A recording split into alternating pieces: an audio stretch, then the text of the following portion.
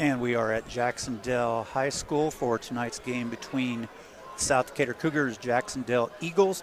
Have Coach Dixon here with us. Coach, thanks again for giving us some of your time. Yep, no problem, anytime. Now, I know that you said a couple of JV players are out under the weather. Any problems on varsity? No, we had it earlier. We had a couple people miss a couple practices, but fortunately everybody's back today, so that's always a good thing. We had everybody back yesterday. Yeah, sounds like it's been going around school pretty bad. So yeah, and it's not one of those one-day flus. It's like a 4 or 5 day flu sort of thing. So it'll play damage to you if you don't take care of yourself. They warned us earlier in the year because my son, we thought he had a touch of the flu, and we all noticed that it was going to happen within our family. And the doctor of Maverick's doctor said that it could last a week or longer. Yeah, and with a pregnant wife, that's not a good thing either. Especially not right now, no. So hopefully that just avoids us at all costs. So only game of the week. Yep. Coming off a tough stretch of games. What do you see with Jacksonville this evening? Well, their big guy is out. He's not playing. He's out for the rest of the year. So we're going to see a bunch of scrappy, see what you kind of got. Kids are young. They start 2 freshmen, a sophomore.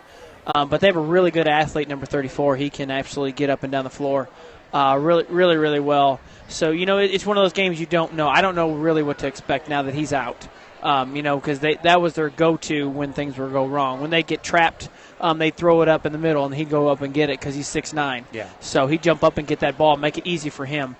But, again, I really don't know. It's going to be one of those opportunities we'll see. We're going to try to do some things we haven't done so far this year. Try to change things up. But we just have to get some games together collectively for us to put some, W's or just be within a game. We haven't been in a game completely in a while. Yeah. And Randy and I were speculating earlier about Jacksonville playing a zone, trying to keep as much as they can around Matt to try and keep him from going off this evening, which potentially when you look honestly at the talent level of the teams, this is certainly a game where Matt could do that. Yeah, it is, and it's a game that he needs to. He's been close. He needs to have a big breakout game. He hasn't had one yet. He needs to get about a triple-double kind of game. That's it. But he's been a little under the weather too. He's had some situations with him, but he's good to go now. But he needs a big breakout game. Plus, we need some other guys to have big breakout games. Yeah. We need to have collectively. We all need to play real well. We did against Towser. We had 3 guys had 8. One had 9, and then one had 18. So we were close. I always talk about having 5 guys in double figures. Well, you'll win a lot of games having 5 guys in double figures. Yeah, and the Hauser game, I believe it was Oakley had 18, game before that led with 18. Yeah. And then against Hauser, Hunter had a really good game. Yeah, Hunter just played getting well. Those 2 guys on track at the same time. And they know what's expected of them. They know what's getting ready to come after them tonight. So, it's just one of those things. We just have to mentally put it together and take care of what we need to take care of to get ourselves ready for sectional. Because I know it's girls sectional now, but 3 weeks from now, it's boys sectional. No. And that is hard to believe. It's... you think about it, it's like, oh, man, you're in the dog days of January. They call them the dog days of August, I guess, for Major League Baseball. It's the dog days of January for high school basketball. Yeah, and you have to wonder with Randy and I saw a girls' sectional game the other night. 2-2 at the end of the first quarter. Yeah.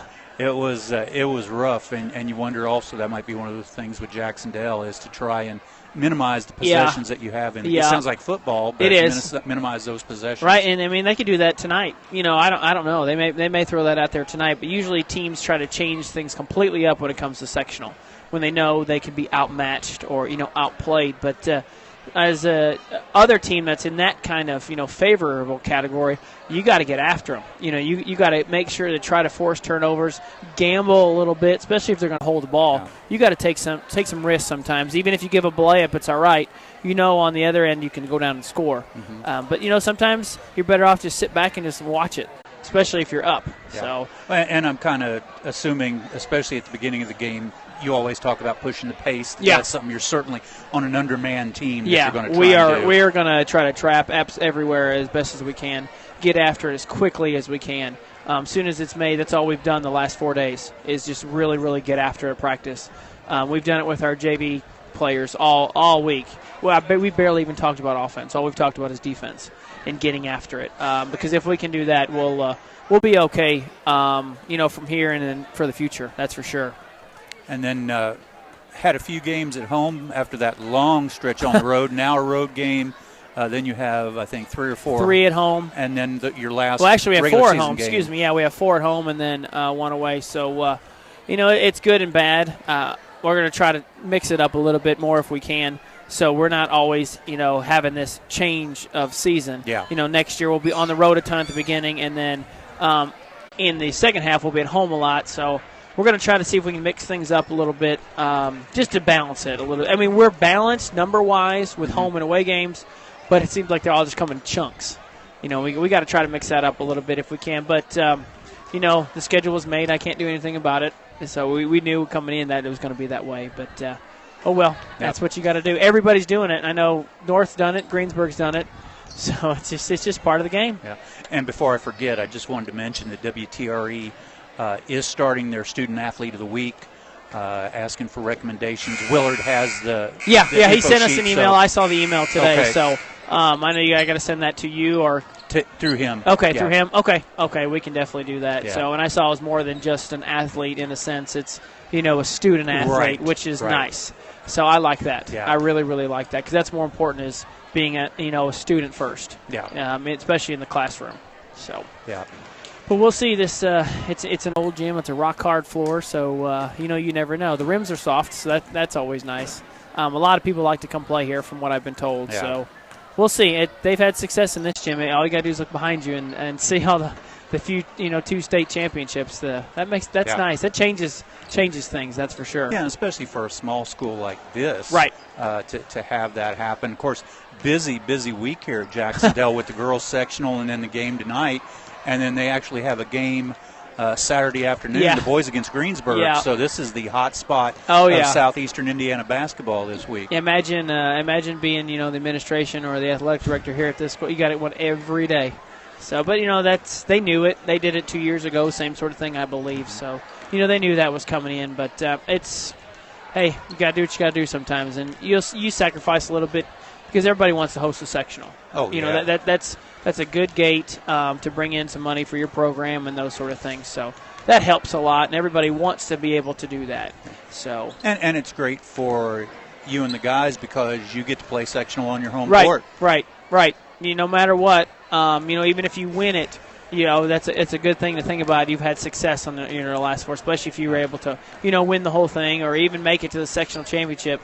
It's still nice. I remember we lost a regional championship, but we were hosting the regional back when it was played during the week. You played a 1-game regional. I don't know if you remember that or not. That was 2000, 2001. Yeah. We played a 1-game regional, and then it was a 2-game semi-state.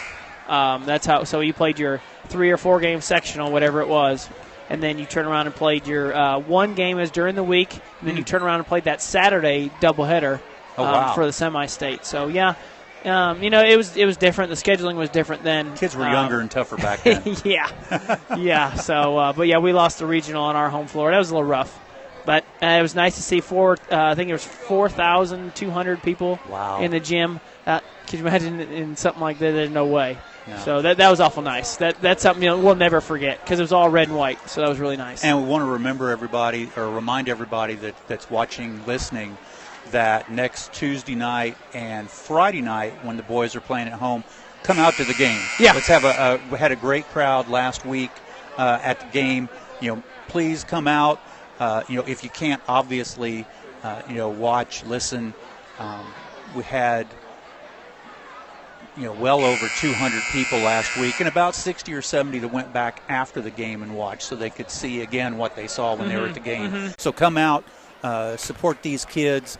And give them the encouragement that they need and that they deserve based on all the hard work that they put in. Yep, there's a lot of time, there's a lot of blood, there's a lot of sweat. There's a lot of things that go on that these kids don't really. I mean, they've been going since September, right after Labor Day. That Monday we've been going lifting weights and conditioning like crazy. So it's long. Now it's a time when you either you got it or you don't. Yep. So we'll see. And I know JV had some foul trouble to start off with, so that's awful nice to see him score right away. Yeah. So that helps big time. But stole my thunder. I was going to ask what you thought about the JV this yeah, evening. that was awful. This is sloppy everywhere, not just us.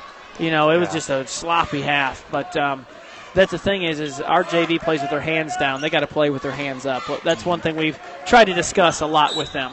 So, but again, there are a lot of young players that haven't really played a whole lot. So. And we talk a lot about Brandon Benj. I mean, a small kid, but with the heart of a lion when he's out there. Right. I wish you put that in Nathan's body sometimes. Yes. But you know what? They're different kids. You can't change that fact. But Nathan he's been playing phenomenal for us this year. Sure so has. I'm not going to complain one bit. He's really stepped up and played really well. It would still be nice to have that third 6'2" Benj brother out there. Yeah, it would be nice. Hopefully he'll grow this summer about 7 or 8 inches. That'd be great. That'd be good. But all right, Coach. Well, thanks, and good luck this evening. Thanks. We'll see you after the game. We appreciate it. Thank you. All right. And Coach Dixon with us sharing his pregame thoughts. We'll have the pregame for the varsity game. We're assuming somewhere around 7:15, about 15 minutes before the scheduled tip. There's 6:08 left in the third quarter of the JV game. South Decatur leading Jacksonville 19-17. We'll be back in a little while.